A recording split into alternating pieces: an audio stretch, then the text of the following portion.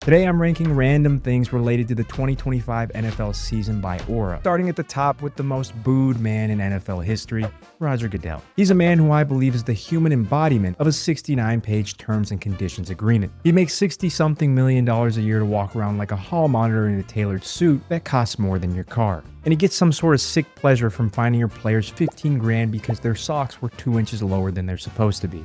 No hard feelings, Roger, but F tier. People love to talk about what they'd do if they had a time machine. You know, noble things. They'd go back and try and save someone like President Lincoln, or maybe they'd try and prevent a war. But not me. If I had a time machine, I'm bypassing every single historical event, and I'm going straight to Minnesota to tackle JJ McCarthy before he tells the media that he named himself 9. As a lot of you know, I'm a diehard Vikings fan, but even I know that JJ royally f***ed up. Nicknaming your alter ego 9 is fine if you're a SoundCloud rapper, but being a professional NFL player and telling the media about your alter ego is literally career suicide. If you are going to go ahead and nickname yourself, you have to ball out immediately, which unfortunately has not happened. Because of what you did, JJ, every time I open my Twitter feed, I'm bombarded with endless 9 memes. People will call me crazy and say that I'm coping, but I do think that the 22-year-old needs a little bit more time before we declare him a bust. I was going to give him an F tier grade, but because of my own biases and that comeback win in week 1, I'm going to be very generous to my team's Anakin Skywalker lookalike. D tier. We have started this tier list off a little bit negative, so I want to shift our focus to someone who's going to brighten all of our days. Jameis Winston once said, "We some dogs, we ain't no puppies." And this past Sunday, Jameis Winston suited up as the Giants starter, and he showed everybody what a DAWG actually looks like. If a megachurch pastor, a WWE wrestler, and a stallion all got together to have a baby, it would be Jameis Winston, and I think that alone deserves an S tier. I have absolutely no idea what happened in Indianapolis. Maybe it's the water, or maybe it's just the lack of New York media asking him to explain his face every single Sunday. But Daniel Jones has to be up there for comeback story of the year. He's having a career year, the Colts are 8-3, and he's out here rizzing Kay Adams by simply existing in her general vicinity. He's definitely a quiet guy, but I think he's got some quiet confidence about him that we just don't talk about enough. When a reporter asked him something along the lines on if he was surprised about the Colts' success, he didn't give a PR answer, and he simply said, "It sounds like y'all didn't know much." If that's not aura, I don't know what is. Daniel, you can walk your ass all the way up to the A tier. You guys know what is not aura? Looking like Toad from Mario Kart on the football field. I'm gonna get some hate for this, and that's okay, but the Guardian cap doesn't just look bad. It looks like your helmet is suffering from a severe bee sting allergy. It's just impossible to look intimidating when your head looks like a jet-puffed marshmallow. And just to be clear, I think Guardian caps are S tier if this was a player safety tier list, but it's not.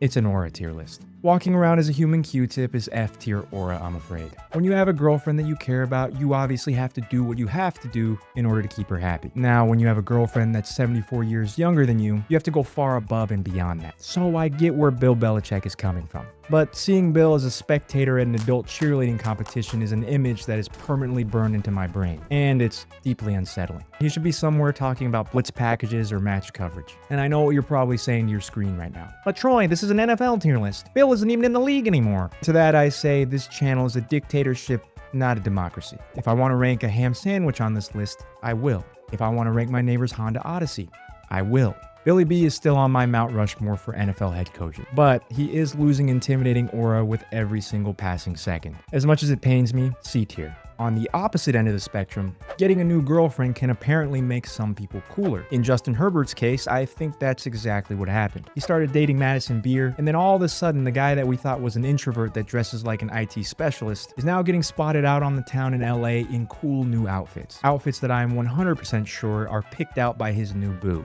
On top of his new off-the-field swag, I think he's somehow added to his aura on the field. He's been playing really well all season, and the Chargers are most likely going to make the playoffs. Shout out to his new girlfriend and stylist, B tier. Before we keep going, I just wanted to take a second to say, if you happen to be enjoying the video and you're feeling generous, consider leaving a like or maybe even subscribing, because if you don't, I probably will cry later when no one's watching. Anyways, back to the video. There are once-in-a-generation players that can change the entire aura of an entire team with just their presence. And I think Cam Skattebo and Jackson Dart are just that, which is why I'm ranking them as a pair. Before these two showed up, the Giants had the aura of a DMV waiting room. Now all of a sudden, you've got Jackson throwing missiles and running over people, and then you've got Skattebo running around like a pinball that's made out of pure anger. To me, they changed the entire vibration of the Giants team, and it's insane that they're both only rookies. Now, the moment that sealed their aura ranking on this list was the unfortunate injury that happened to Cam. We've all seen the injury, so I'm not going to go into gruesome details, but what kind of man has his foot hanging off of his body and still tries to get up? The kids are saying it's severe CTE, but I say that's God tier aura.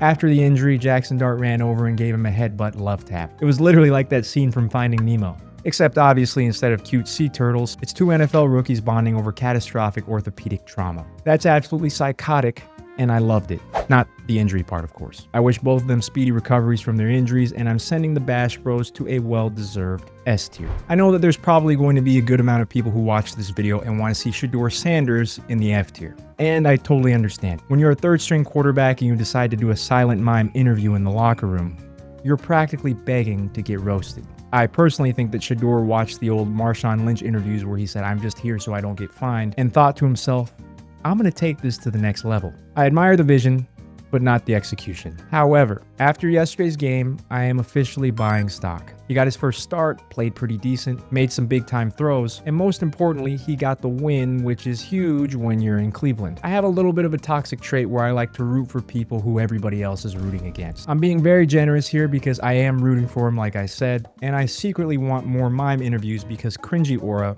is still aura.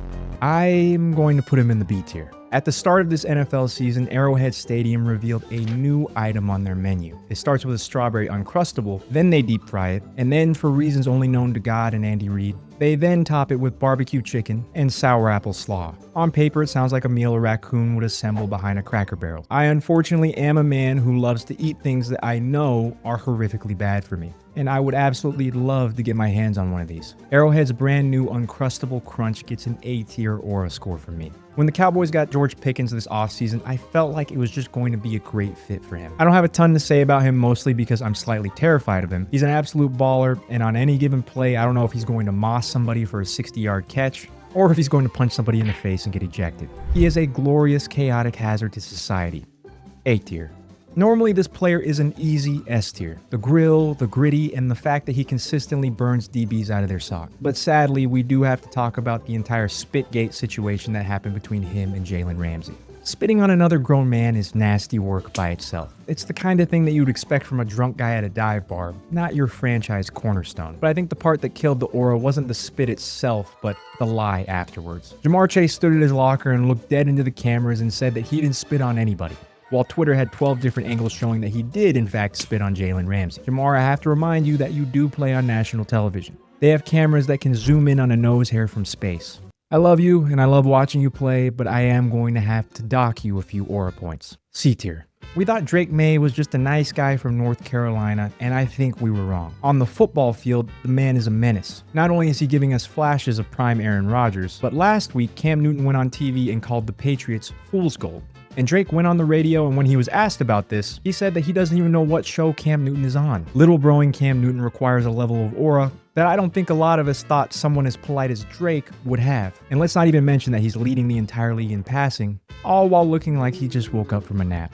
Easy S tier. I'm about to make all of the Eagles fans mad, and I'm sorry, but there is absolutely zero aura in a play that requires 3 men playing human centipede and shoving their hands into another man's glutes for 1.5 yards. I don't have an issue with the tush push itself, but for whatever reason, whenever the Eagles run it, they're allowed to commit endless false starts in illegal formations, all with no consequence. It's ugly and it looks like the Black Friday rush at Walmart if it was 2008. But luckily for us, I do think that it will get banned this offseason. F tier. The entire narrative around Aaron Rodgers last year was bad, and it seemed like the Jets blamed him for the fact that their entire franchise is a dumpster fire inside of a sinking ship.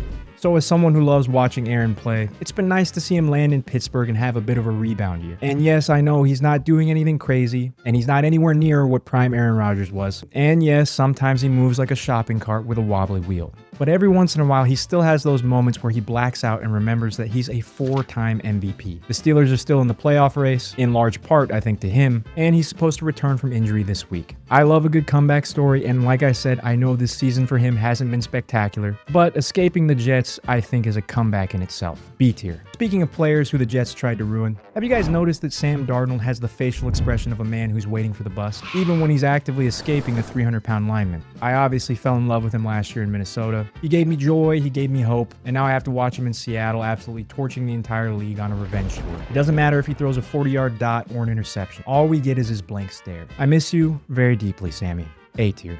If you performed your job as inconsistently as the NFL refs, you'd probably be unemployed and eating Great Value brand cat food by next Tuesday. It's gotten to the point where I'm not sure what half of these penalties actually look like.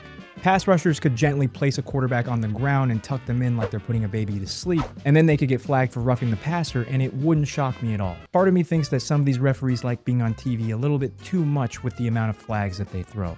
F tier. We have to have a serious conversation about the fall of Rome. And by Rome, I mean ESPN. There was a time when this network had undeniable aura. When I was growing up, I used to wake up excitedly to turn on SportsCenter, and I would always look forward to watching 60 minutes of uninterrupted highlights narrated by Stuart Scott.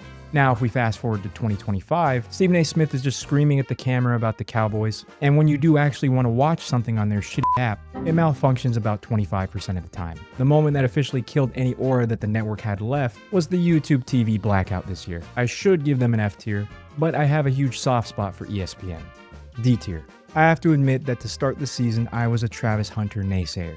Not because I didn't think he was good, I think he's very good, but I thought the whole two-way experiment would never actually happen, and if it did happen, I thought it would fail miserably. I fully expected the Jags to make him pick a position by week 2 after he realized that playing in the NFL is nothing like the Big 12. But I have to give props where props are due. He actually did it. We can debate the efficiency and we can argue about PFF grades, but I think simply having the cardio and the ability to play both ways professionally definitely deserves a lot of aura points. And obviously, I wish him a speedy recovery in his injury as well.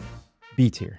The Chiefs look mortal this year, and you can say whatever you want about them, but there is one thing that hasn't changed. When Patrick Mahomes is on the field against your team, you can literally never count him out. I know it's the popular thing to hate Patrick, but think about it. Even if he's down 3 scores, every player on the field and every fan in the stands knows that the game is not over. And that alone still makes him scary. And I think that qualifies as aura. This one will probably be controversial, but I'm giving Patrick A tier. I watched a video of a kid yelling 6'7" and doing a hand gesture like he was juggling 2 imaginary cantaloupes. And I asked my younger cousin what that meant. And he said, it doesn't mean anything.